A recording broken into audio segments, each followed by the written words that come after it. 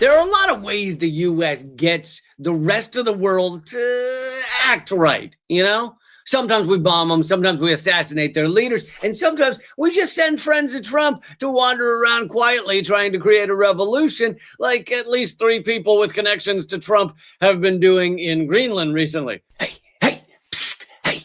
You ever thought this whole place would be a little better if we had like a balding orange fascist dude with tiny hands running the show? Yeah, be pretty awesome, wouldn't it? Yeah, high five, secret handshake. Let's go club some seals and burn a Danish flag, right?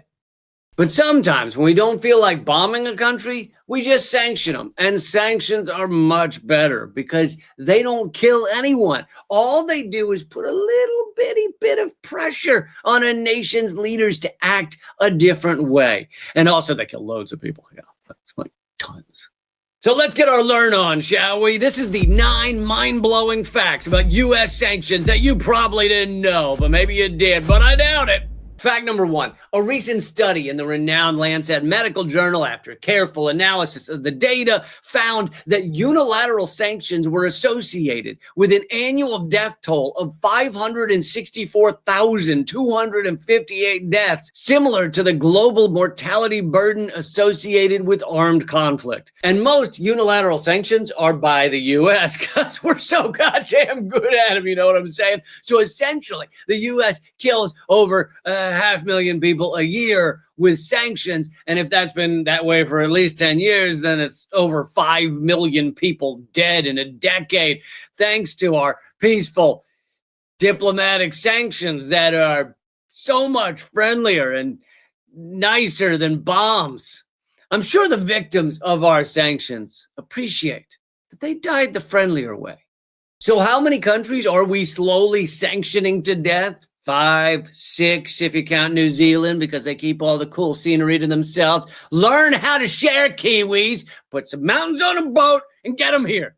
Fact number 2, the U.S. government has imposed sanctions on 1/3 of all countries on Earth, including more than 60% of poor nations, according to a comprehensive report in the Washington Post. Well, I'm glad we're tightening the straps on those poor countries, because you'll notice they're the ones most likely to look at us funny as we collect enough money to literally buy them and their families. Every time one of Elon Musk's private jets flies over their heads and releases the contents of its in-flight toilet, they totally make a face. And I'm sick of that attitude. Okay, 1/3 of all countries on Earth. There's somewhere around 200 countries if you count Boris Johnson's gunt, which I do, and it does have inhabitants. So let's see, 200 countries, so we can guess the U.S. probably has a few hundred sanctions ongoing, right? Fact number 3, the U.S. has 15,373 active sanctions as of April of last year.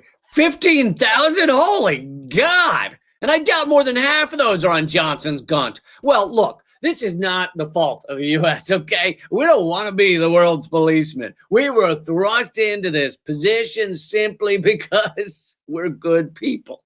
And we have loads of money, a massive military, lots of guns, and we like shooting people. These sanctions were likely handed down by the rest of the world, you know, the UN or something. They said, hey, Uncle Sam, you handle enforcing them. Fact number 4, for sanctions to be legal according to international law, they must be approved by the UN Security Council. This means that the vast majority of sanctions imposed by the US and its Western allies are illegal. In fact, the UN General Assembly routinely denounces them as criminal.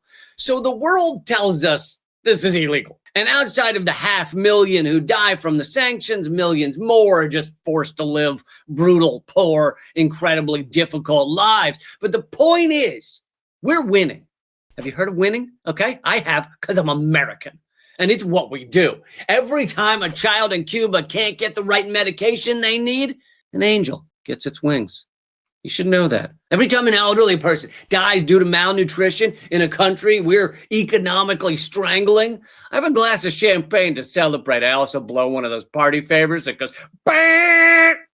Yeah, love it. Bang! Fact number 5. In 2023, 90% of Syrians were below the poverty line, largely due to gut-wrenching U.S. sanctions. If you think that somehow sounds cruel, let's not forget these people can easily get out of these sanctions. All they have to do is do whatever we want them to do. For example, we recently took the sanctions off of Syria. Why? Because they finally let us replace their president with the former head of an Al-Qaeda group. Now he's there and everything is great, except for the ongoing ethnic cleansing and a bunch of other awful stuff, but basically great. Fact number 6, using sanctions, the U.S. steals money from other countries all the time. But remember, it's not stealing if you believe it's something else. In 2022, the U.S. and Western partners froze $300 billion of Russia's central bank reserves. It was the largest seizure of G20 countries' assets in history. The U.S. and Britain also have plans for the billions they stole from Venezuela. 4 years ago, the British government made the bold decision to recognize Guaido as Venezuelan president and proceeded to facilitate his legal battle to seize roughly $2 billion of gold held in the Bank of England. Seize is such a dirty word, you know? Let's call the U.S. and Britain step-parents to Venezuela's gold, and they just have custody for a little while or forever if its real dad doesn't get its shit together. Fact number 7, the U.S. uses the SWIFT banking system to control the global money flow. The SWIFT system is an international cooperative network overseen by the central banks of the G10, but of course the U.S. is the most powerful, and the West used that kill switch power against Russia. Now, you may think this would encourage other countries to come up with their own alternatives to SWIFT so that the US and EU can't control them like a brain parasite controls an ant colony or Pete Hegseth. And that's exactly what happened. They did that. Russia, China, and other BRICS nations are creating their own competitor to SWIFT. So technically, Trump and Biden have driven the world to finally stop trusting anything the U.S. has control over and get the out like an abused spouse, which will undoubtedly hurt the dollar and will hurt U.S. imperial power. So, thank you, Trump and Biden, I guess. Oh, yikes. That feels weird. I take that back. I take it back. It felt like sex with someone who clearly gave you a fake name when you met them. Yeah, thanks for a great night, goth girl Jensen. Was your mother in the circus, or what's that about? Fact number 8.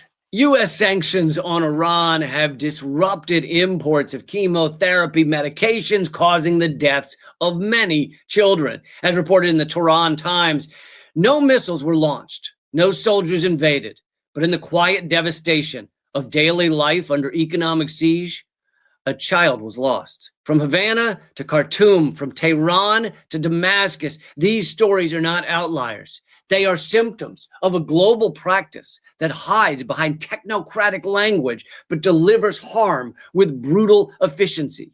Economic sanctions. Holy shit, that was beautiful writing. I feel like I'm Shakespeare's secret male lover right now, and I'm here for it. That was a newspaper column? There's nothing like that in the U.S. You ever read a USA Today column or a New York Times article? Here's a direct quote. Israel, good. So good he could. Yay. Hamas. Ooey, bad, gross, yucky poo-poo. Genocide? Okay. That was the entirety of Thomas Friedman's last column, word for word. It's also going to be his next book. Fact number 9, the U.S. loves killing children in Venezuela. During the past decade, Venezuela lived through the largest economic contraction documented in the history of the Western Hemisphere. The implosion took place at the same time as the U.S. government barred oil purchases, froze government bank accounts, prohibited the country from issuing new debt, and seized tankers bound for Venezuela. You ever heard of a coincidence? Sure, Venezuela's economy has crapped out at the same time the U.S. has made sure that they can't have global trade with their number one resource, but there's no connection. It's like when the forest and meadows near my childhood home were all chopped down and paved over. It happened to coincide with when all the butterflies stopped showing up, but wasn't connected. That would be ridiculous. Like butterflies don't like asphalt. You know, what? And the implications are not just economic. Former UN Special Rapporteur Alfred de Zayas estimated over 100,000 deaths as a result of sanctions by early 2020. 100,000 dead? Oh, but that was 5 years ago. I'm sure since then, a bunch of those people have come back, you know? You're not a scientist. You don't know. You don't know. So to sum up here, my producers want me to say that sanctions are a weapon, just like guns and bombs and Johnson & Johnson baby powder. And sanctions actually kill hundreds of thousands of innocent people every year. But my producers are kind of dickholes, okay? And they refuse to get me the lavender latte I order every morning. And they refuse to notice that other things kill people too, okay? It's not just sanctions. What about wheelie shoes? They kill upwards of 3 children a year globally. And that doesn't get a Lancet medical journal study, does it? Does it? Does it? So stop caring about sanctions, just like the corporate media has. Sanctions aren't a big deal. Also, pour glue on your kids' wheelie shoes or your life will be ruined. Because even if they aren't one of the fatalities, they aren't doing math again. That's for sure.